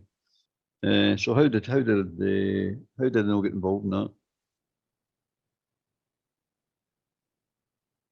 Don't know. We'll get a clue, mate. That silence there tells me everything. Aye, I know. I was thinking what note to say. That's what it was. I was thinking about what note to say. So what do you think? What do you think? Right, obviously, there's a lot of hysterical reaction for this, right? We've got 1 point out of 2 league games. We're obviously going to be bringing in more additions into the squad. He's got to now try and think what is his best 11. I think at the moment with Godfrey being out, because he would probably be in his best 11. But that aside, he's now got to make a decision here. He's got to get the balance right, and we've got to get back to winning and finding a way of creating. So, in your honest opinion, do you think it's still going to be a wee bit up and down, or do you think after this European game on Thursday night, I think we're a better team. I don't think they were an average. They were not a bad team. I look at it, the heat of the big game, the heat of the big factor on Thursday night, right? Because it was roasting, and it was only really our second competitive game. And the defence wasn't there being a defence that you'll see that will play on Thursday night, this Thursday at Ibrox. I think we controlled a bit of the second half in the game. Okay, they sprung on us a few times and that, but I think we've got enough, Albert, within that squad to put them out on Thursday night. And then we've obviously got St Mirren in the Cup, and then we get a break. So I think it's probably maybe coming at a good time that we'll play St Mirren in the Cup, and we'll get this European game out the road, and I'm expecting us to go through. And then I think then we can see what we've got in additions. Let them get a chance to embed into the team, squad, train. Then hopefully after the St Mirren game, when we come back to play our next league game, it'll be full system ahead, and we'll probably be in a better shape with better players in the squad. The only way we're going to win that game on Thursday, mate, to be perfectly honest with you, the only way we're going to win it is without new players in the team, is if the players that are out of form at the moment come into form. If they all start coming into form, like your Fernandes, your Gasman, your what do you call them? Asgard gets in more involved in the game for longer periods of time, things like that. McCory starts playing Camonia game. That needs to happen, mate. And you'll start winning, not just that game, you'll start winning games. And then you'll add to that. And I'd rather have it that way, and the new players coming into a team that's starting to win, rather than waiting, getting the players in and hoping they're going to change everything. They're going to be the second coming, as it were. And it's not going to be fair on them. All this expectation, not even signed yet. All this expectation lobbed on them. So you've got to have the out of form players starting to come into form. You've got to, mate. If that happens, I can see us beating that mob quite comfortably. If that doesn't happen, I can see us struggling on Thursday night. And they're going to play it the exact way the Dundee United played. They played the first leg, and Hibs played there on Saturday. They're all going to play. They'll all just sit there and let you have the ball. Doesn't matter having your ball. You're eventually going to use it, or we're going to nick it off you, and then we're going to break fast on you. And that's what's happened in the last 3 games. And it's going to happen again on Thursday. But we need to get these players back in form. If they're in form, I don't see a problem, mate. I can see us going through quite comfortably. I don't think he will. I think he'll play Shankland and Nadiri up front, but I would bring in Majowski on Thursday night. I think it's time that he got a bit of game time. I think it's the right time to bring him in.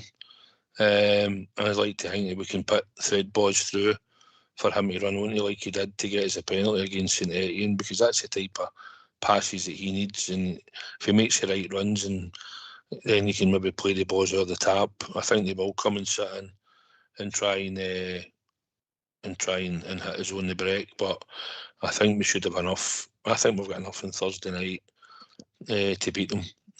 But we need to improve the midfield chance creation. We need to have more chances. We need to be putting balls across the box.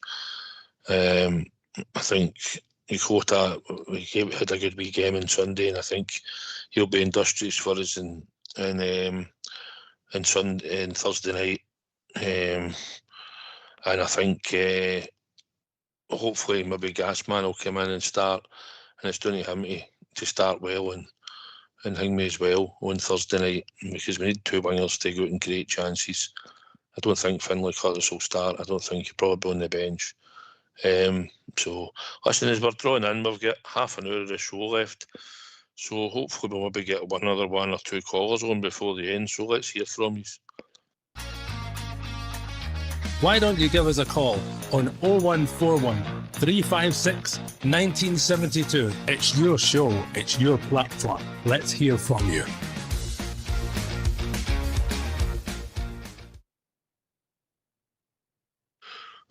Shanklin, you know the type of player Shanklin is. He needs the service. He needs to get balls back across the goal and stuff. Sorry, saying he's no pace, but you need to be putting balls. He's a penalty box striker. Well, there's no pace, mate.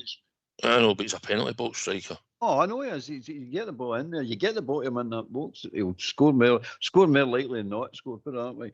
But he needs to come into form as well. Fernandes needs to come into form. Neil needs to come into form. Chukwani needs to come into form. McCory needs to come into form. Nedry needs to come into form. All these players need to come into form, mate. I'm putting them down as out of form. I'm going to give them a fighting chance and put them all down as they're just out of form at the moment. I'm not putting them down as bad players because after Sunday's game, if you'd asked me 10 minutes after that game, I'd have told most of them a new one, mate. I really, honestly, that angry losing the game. But now I'm looking at it in the cold light a few days has passed, and you're sitting and saying, 1 day's passed, and you're sitting saying to yourself, right, hold on a minute. I've heard everybody slaughtering them. I'm saying, right, hold on, give them a fighting chance. They're out of form. I'll give them they're out of form. Just put it down to that, and let's hope they come in form. If they do come in form, you'll see a massive improvement, and you'll see a massive improvement in them, and a massive improvement in the team. And then if you start winning, then add the new players, and tap of that, now we're starting to get somewhere. That's what needs to happen, mate, for starting on Thursday, because that wee team are going to sit in and hit you on the break, and they're fast and they're skillful. They'll get good technique as well, but they're no world beaters by any stretch of the imagination, mate. No chance. And we did open them up.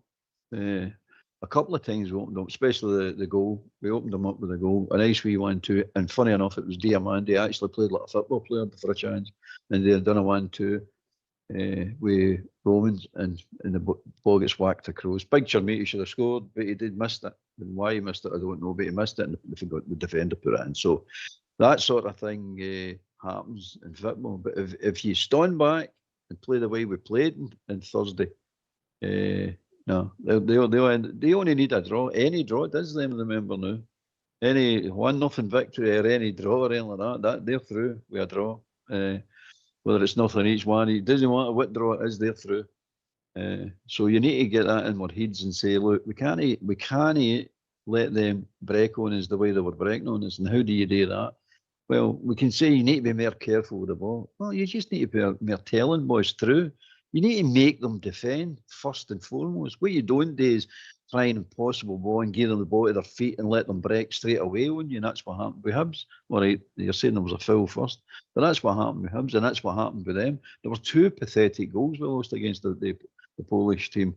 That's a fact, mate. So again, you're looking at Fernandes and saying, look, use our switch on, use come into form. We'll go through this tie, no problem. And that'll be the springboard we need for the rest of the season. And then the new players coming in and tap of that, as I said before. No, I mean this is what I'm hoping for. This is what you're looking for. And then you're looking for a assembling of some sort of team to come out of this carnage that we've created for ourselves.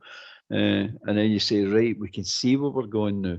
But at the moment, nobody can see where we're going. Nobody can understand the formation or the team selection, let alone where we're going. But that's the way I see it, mate. I didn't see that after the game on Sunday, but to be honest, because I was like everybody else, I was absolutely raging, mate. Totally and utterly raging. And you wouldn't get any sense with me anyway, mate. I'd have been just ranting and raving. I mean, you get in the motor. I heard that. Just don't bother. Hold your words. Don't speak, mate. Just don't even speak. I thought he's pure dead raging. Had to put the wind in the made that other Maddie in the back, you know. Had to out with him. No. Had to out with him the way down. He was like a grumpy bear in the way down, man. Never mind anything else. When I sat in the passenger seat and he went, and don't even speak, you know, I went off. All bells in a huff. I thought I was a huff myself. That's how I opened the window a bit. But I know, mate, it drives you that way, you know what I mean? You know what it's like. Everybody's passionate and everybody listening to the show is no different. If you didn't make the game on Sunday, you're sitting watching it and you've seen the result and all that. We're all feeling the same. We're support United together, or we should be united together, and we all do feel that. I'm right. I'm going to change on to a wee topic because I know we'd actually talked about this and you keep going on about it. It's something that was brought up at the shareholders meeting today, and Gillespie was talking about it. He's talking about the academy and why the priority is to produce Rangers class players for the first team, because it was one of the questions he was asked, and he's outlining the research into the academy system. And what they're doing is they're trying to get 16 and 17-year-olds. When you get to 16 and 17-year-olds, you need a pathway. There needs to be a pathway in place. So he said he was speaking about the use of the cooperation loans, and he gave the example of Finlay Curtis going to Kilmarnock, Bailey Rice now down at Kilmarnock, and Paul Miso out at St Mirren, and giving the opportunity for the players to go and play men's football. And obviously the young boy Scally, who's a really good prospect, and a lot of clubs were looking at him. We managed to seal the deal. The boy Rankin and the boy Kyle Glasgow, he's referred to the A3 as well as being examples of top talents within the system, and how Rangers will recruit the best from other academy systems should they not be able to entice them straight away to the academy. So that was something that was brought up today at the meeting, and that's the three they addressed, and that was the three names. That was the 6 players that he referenced at the time. And obviously we've seen Paul Miso. He's a midfielder. We've watched him. We've watched Bailey Rice, and we both agreed unless he runs, he will never get a game in a Rangers team. So we'll see how he develops while Neil McCann's got him at Kilmarnock. And Paul Miso's obviously going to be at St Mirren, and he's got a chance now to go out and see if he can come back with a bit more experience, and hopefully then we can kick him on into our team. But as you're seeing, Finlay Curtis, he's had a good sort of 6 months at Kilmarnock, then he's coming back, and as you keep saying, well, it's all right playing for Kilmarnock, but you've got to up your level when you're at Rangers, and I understand that. But I still think we've got to give him a chance, because it is down to us to make him a better player. And it's down to him to go into the team and play when the team's playing with confidence. And then he will kick on. And it probably is down to us, since we've got him this season, to make sure that he at least gets 20 to 25 games this season, but maybe play a 50, 60 game season. You'd like to think that Finlay Curtis could at least do 25 to 30 involvements. 25 games, mate, you're winning. Well, this is not an experiment. Mate. I told you before, my idea of the academy and the way it should work, and they knew they're talking the right way as far as I'm concerned. They're talking about, they're actually looking at it and taking it serious now and saying, look, we need to have some measurements in here to measure our success. Right, that makes sense. But see these 6 players that you've just mentioned there, they're our third choice players for our first team, mate. That's where they're sitting right now. Now, see, they're going out to St Mirren, Kilmarnock, and what else you say? Rice is at Kilmarnock. Bailey Rice. Aye, who's the other one? Is that one playing in a Premiership club? Anyway, the point I'm going to make... Paul Miso's away at St Mirren. St Mirren, right. So the point I'm going to make... See, these boys are going there. You need to be one of the best players in the team you're going to. You need to make yourself the best player in that team. No, one of the best players, preferably the best player in the team. That's what you're going to do. Because these clubs will not want to take players unless they're going to give them something. They need to make out of this as well. It's not just a take him and let him play in your first team. That's not the way it works. The way it works is we'll play him if he's one of the better players. And Curtis was one of Kilmarnock's better players. And I'm looking for them. I'd love them to go down there and be the best in that team, the best in the team they go to. That's what I'm looking for. Then you've got a fighting chance. But they players are third choice players for our first team. Right now, that's where they're sitting, mate. I said you should have 2 players for every position, right? And then the boys are the third choice. So come the end of the season, if you're going to sell somebody, you sell the one that's playing first team football for big money. The second one steps up and they bring the boy. When he comes back after loan, he walks straight into the second place. He's a backup to the next. That's the way it should be. That's a conveyor belt. That's the way it should work, in an ideal world. What we have been doing It's all over the place, mate. It's everywhere but the right place. It's just madness. They've scrapped youth football. They've scrapped this. They don't do reserve football. They don't do anything. So there is no route to these boys. What the club are talking about is the only sensible way to do it. But then you need to get the player to play properly for the team he's going. He needs to be one of the better players, and they want him. And if you'll know right away if you've got a good one, because they'll want to sign him. See, as soon as the loan period started, finished, they'll want to sign him. Like Kilmarnock really wanted to sign the boy Curtis. That's when you know you're starting to get players, mate. That's when you know you're making some progress. But at the end of the day, if they're going down there and mincing about and not really born, I'm a Rangers player, I'm only here because I'm loan to get a wee bit of experience. That's the wrong attitude. It's just know what you're looking for, mate. You're just that's a waste of time.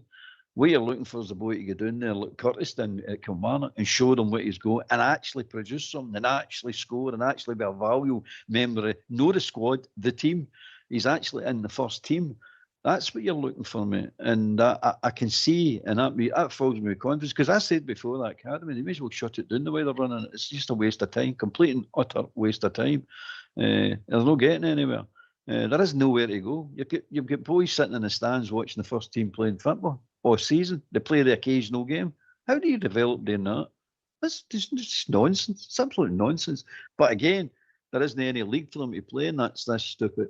There's these cronies that are running the game up here. This is what that's all about. This is why Rangers keep calling meetings and trying to get some progress.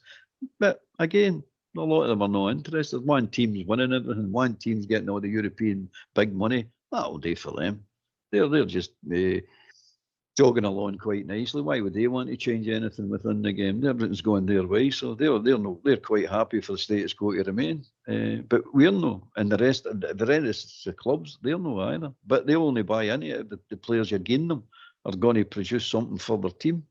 And I don't blame them, mate. They're not going to. They're not an experiment. They're a professional football club. They're wanting to go as far as they can in tournaments. They're never going to win leagues and all that. They know that, but they're definitely want to go as far as they can get in the league and compete in the cups. And they know they can win the cups because plenty of them have done it over the last couple of years, or 5 years, 6 years, or whatever it was. But I agree with Gillespie's saying, and it's good that they're actually looking at it and looking at that a better way than it's been happening. I mean, it seems to be a byproduct before or an afterthought. Oh, the boys, how's the boys doing? Oh, they're doing no bad, and that's as far as you get, mate. You never get any further with them. No, these boys should be getting pushed. They are, but bearing in mind, by the way, these boys are professional football players. They're not just, we're calling them boys, but they're professional football players. They should be improvement year on year. Well, hopefully, talk about improvement. We've got Denver Barrow, and how you doing, Denver? When he comes off a mute, staying a bridge, man. He's staying a bridge, man. I can see him. He's there. Denver, come off mute. There we go. There we go. There we go.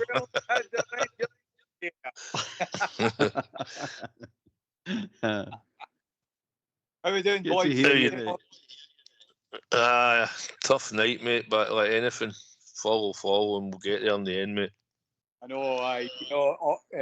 know, Southside and Albert, I've never felt such apathy since the year before Graham Souness took her, when Big Jock was in charge, and I would I'd go to the games on the Bishop Briggs bus because I would go and see my pals, but it was nothing to do with the football.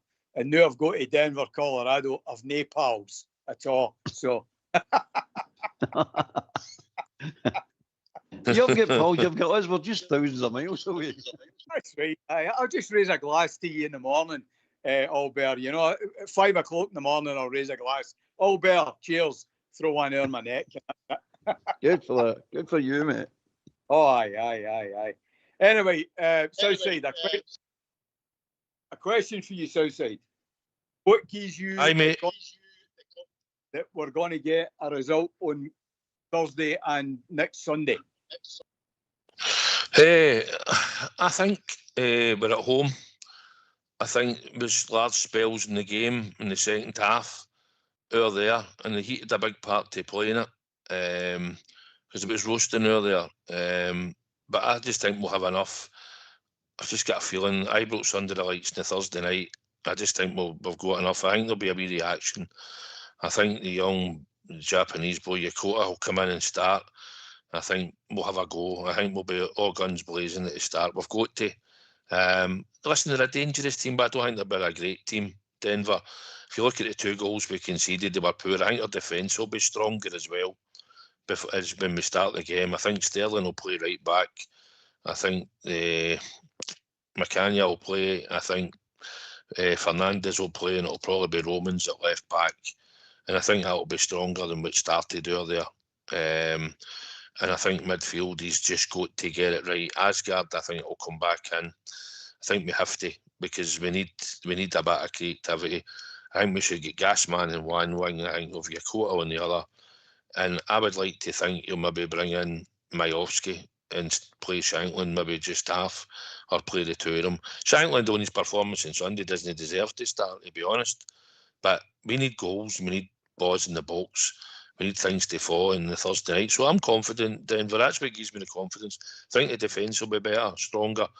And I think we're at home. I think the atmosphere will be good. And I just think we'll get the job done, mate. I really do believe we'll get the job done. Aye. I don't share your confidence, Southside,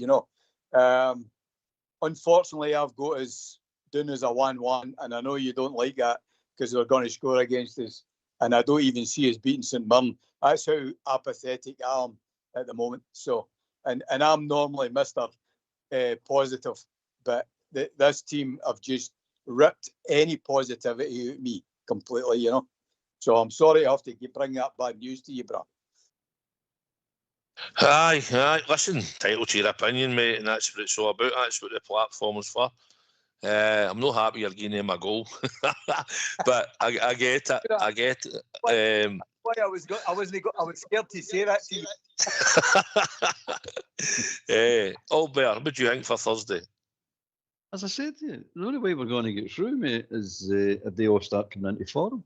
If we play the way we've been playing the last 3 competitive games, we'll not get through, mate. I don't see it myself. We can't keep, we're wide open at the back. We're giving chances away and we can't score. So they need to, if they come into form, right, I don't see a problem. But they're miles away from it at the moment. But you know yourself, form's form. You can be playing bad for long enough, and then just one day you walk out and everything just comes after. You switch on and you start coming. You don't know why. It just happens that way. But we've got too many players out of form. They're just rhymed off the ones that are all out of form. That I see. There's probably more that I've not mentioned, but these ones in particular, if they come into form, I don't see a problem. But Denver, I'm sitting looking to, as we sit now, if they play the way they've played the last 3 competitive games, I don't see us going through, mate. I just simply don't. Because they're fast on the break, they're skillful, they've got good technique, mate, and they're dangerous. Okay, the 2 goals that they scored were they fortunate to say the least, but there was other ones that were missing, mate. Sitters, they were missing sitters as well. It's just not the 2 goals, it's the sitters that were missing as well. So, I'm like you, Southside, I don't think they're a brilliant team by any stretch of the imagination. They're there to be taken if we apply. We're certainly coming into form and do it. But I'm not sitting confident. I'm not sitting here going, oh, I will definitely do that. Definitely do it, no problem. No, I didn't see that, mate. Nah, listen, but at home it's Ibrox. It's under the lights. European night. They're an average team. You look at the 2 goals we conceded, they scored against us. And they created a couple of chances, but I think their defence will be stronger. And I just get a feeling, Denver, that on Thursday night, we'll get a result. We need to start somewhere, and we might as well start on Thursday, mate. Aye, exactly, Southside. And Albert, the problem is he keeps chopping and changing the team. I think, Albert's right. One day we're going to come good. But unfortunately, I don't get the impression that we've got a settled team yet. So I know what Albert's saying about, you step onto the field and all of a sudden it comes good. But there's too many chops and changes, I'm really concerned about that. Aye, he's done that. He's surprised me in Sunday. Me and Albert were going down to the game, and I read him a team, and I went, Dragojevic, where's he playing him? And I know he used him a wee bit in the right back position on Thursday night in Poland. And I'm thinking, surely he's not going to start him there. Like, and I'm saying, dang, he'd be a 3-5-2. And then when we get there, he's in at right back. And then if you noticed during the game, for about 5 minutes, he moved him into the middle of the park. And he had him in there, and then he switched it back again. So I don't know what that was about. But the wee boy looked like he was more lively in there. He won straight away, flew in, got a tackle, won the ball, and used it. I'd be more inclined probably to drop probably Raskin or a Devlin and give him his chance in the middle of the park on Thursday night. That's what I'd be more inclined to do. I don't think we really need to have the two holding midfielders in there. We need to get creativity. We need to get the ball going forward. We need to get balls flashed across the goal. And we need to get chances into strikers. So I'd be inclined probably to play Dragojevic in the middle of the park on Thursday night and give him his chance. And see what he's got. End of the day, Denver, we paid £5 million for the boy. So there's no point in playing him out of position. And the ones that he's played and gave a chance to haven't really been doing it. Dan Neil looks like Joe Rothwell with a Rangers strip at the moment. You know. So, you know, it's... And Chuck Wanney's not exactly doing the business either. Devlin's doing what you expect him to do, but in Raskin, I'm surprised. We'll end up putting his value down if he keeps playing. You better putting him back out of the team. But he needs, he's good at what he does, but he's not what we need. We need more in that middle of the park. And listen, I just think Thursdays will start. I think Thursday will get the win. And listen, I've seen me bits of St Mirren, and honestly, Denver, if we don't beat St Mirren, then we're in a bad place. I'll tell you. If they knock us out that cup, we're in a right bad place. I don't believe they'll know. We'll batter them in that weekend game. Honestly, we'll at least take a few goals off them because they're a poor team. Well, I'll raise a glass to your predictions, Southside. I'll be watching on Thursday, 1 o'clock Thursday afternoon here in Denver. So it's all good, you know. It's all good. I'll never stop supporting the team, you know. But my missus is concerned, you know. My heart rate's going, and you know, she's saying you're not even cheering when they score and all that stuff, you know. So my God, it's just like the apathy is unbelievable, you know. But you know, it's like last year or again, you know. It's weird, you know, the weirdest shit you could imagine. I think it's because we've seen these starts before and we know what it's like, and we wanted a good start. We're up there at Tannadice and we're up with hope, and then we're coming back and you're like, oh, no again, you know. And then you get to Poland, you go there with optimism, and then you end up coming back with a defeat. And then you go there on Sunday and you're getting mugged in the last minute, and you're not really playing well and created in the first half. Down to players for him. I mean, if he'd probably stuck out Asgard and that, and one or two others in Sunday, you'd have said, wait a minute, you were rotten on Thursday night, what are you doing picking him again? You know, so he made the changes, but when I looked at the midfield, when Albert spoke about it going down the high roads, I thought, where's the creativity here? You know, who's going to open them up? You know, but I think we know that's an issue. And we're linked to a few players, Denver. And there's a medical getting done tomorrow. We've got the boy for PSV signed up. And Penrice is there or thereabouts, we reckon. Right. So he's another one that's coming in. We've seemingly in negotiations with a boy who'll be Aston Villa, the right back. I can't even pronounce his second name. I think he's for Serbia. And we're looking at a boy. What about Diamande, Southside? Is he definitely gone, or is that? It looks like he's on his way out the door. Aye, looks like he'll be going to Turkey. Denver, the apathy, but Denver, the apathy's coming. McInnes got it right. The apathy's coming for 16 years of this nonsense. We're sick of it. We've had enough. Enough is enough. I think we've had more than enough. I think the Rangers support have been beyond patience, mate. It's unbelievable. And the loyalty they've shown and the patience of, all right, we got for nut at times, but we're still turning up, we're still getting there, and we'll have enough. This, I try to say, is Southside is that. It says you can feel it. It's different now. It says we've had enough of this. It can't keep going on like this. You keep buying players and bringing them in, and they're worse than the players you let go. This is nonsense. This is just absolute nonsense. And I think the hierarchy have realised it as well. Went, no, we need to do something new. This is beyond. This is beyond we'll do a wee tweak here and there. It's time for everybody to turn up for their work. Everybody's here, and all the new players coming in, and that's what I'm hoping for, mate. That's really honestly, that's what I'm pinning my hopes on. You know, Albert and Southside. I said to my missus when was it Sunday? They did a panorama of the stadium, and I said to my missus, this team does not deserve the support they get. The support is unbelievable. How we stand by these guys, you know.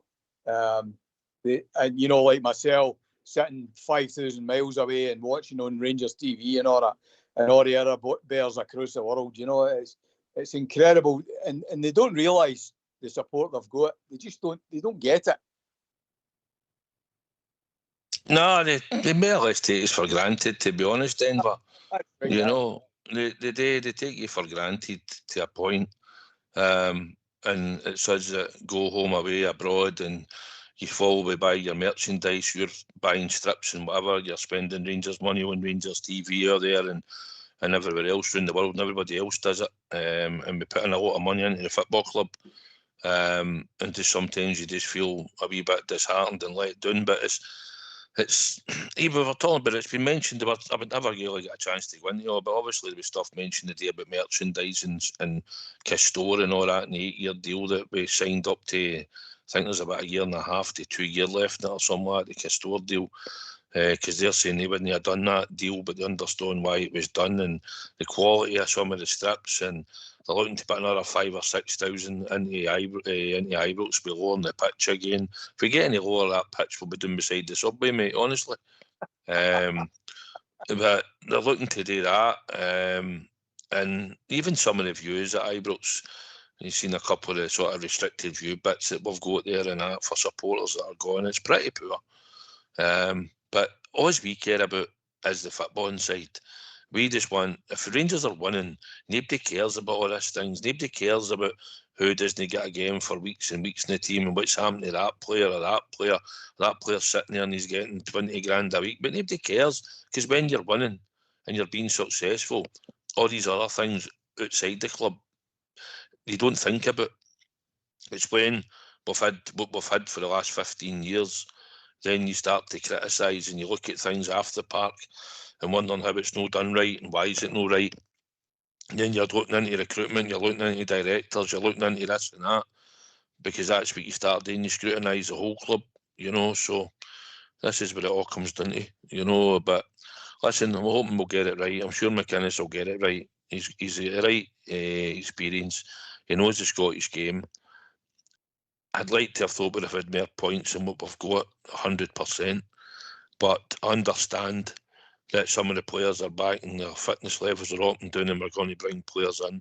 But I'm not happy that we're 5 points off the top. But we are where we are, and we need to make a charge here and get back into winning ways, Denver, you know. So I wish you'd come on earlier, because we've got a bit more time to chat to you, because we're having to shut the show now, unfortunately. But it was great to hear from you and great to have you on as always. And like I say, hope to hear you on a lot more this season, and hopefully we'll be talking about more happy things, mate. Aye, well, now that I've figured out that teams thing, I managed to actually figure it out. After I didn't speak to you all last season, I couldn't figure it out. I'm not the brightest boy in the block, but I can lift heavy things, you know. Aye, well, I'm glad you figured it out, because we'll hear for you. Like your wallet, heavy things. The morning night, right, Denver, thanks very much anyway, and I'll hear from you soon, buddy, thanks. All the best.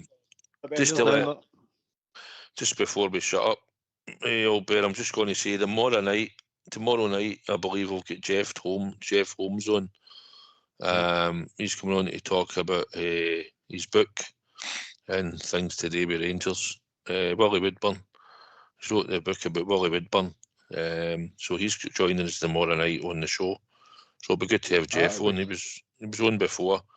I believe he wrote Marco Negri's book and stuff, and I know he's been on the show a few times in the past. So Jeff Holmes, I'll be joining us tomorrow night. So I'd like to thank Gary for joining us tonight, and also Denver. So it's good to have them on. And also I'd like to thank everybody in the YouTube feed that listen to the show, because they're on there faithfully every single week. And I believe Nunca will phone in tomorrow night, according to Nunca. So if she's going to phone in tomorrow, it'll be about 9 o'clock. You'll go on probably, because I think the first hour we'll be talking to Jeff, or we'll hear from you on Wednesday night. But I'd like to thank everybody on the YouTube feed for joining us, and thank them all as normal. Appreciate them coming on and joining the show, participating. So, Albert, last word. Aye, good to know you myself, mate. But thank the technical team and Gary and Denver for joining us tonight. Aye, still optimistic, mate. Still optimistic. That's where we'll not put up much more, but we're still optimistic, mate. And hopefully the team settles down. But good being on tonight, mate. Thanks for that. Aye, listen, we could have come on and gave it louder tonight, and obviously 24 hours later you can sort of calm down a wee bit for what we would have been on Sunday. If we'd done a show on Sunday, it'd have been different. There'd probably been a few might have got shut down after it, a few beeps and that getting in. It'd have been swearing again. But listen, this is what it's about. Listen, we can go tonto, but we're hoping for a reaction for the team. So we soldier on, mate. We support the team as always. We follow. You enjoy your wee joint, mate, and I hope you have a good time. And it's like anything. We'll be back tomorrow night between 8 and 10. I'd like to thank everybody for listening to the show tonight. So take it away, Foxy boy.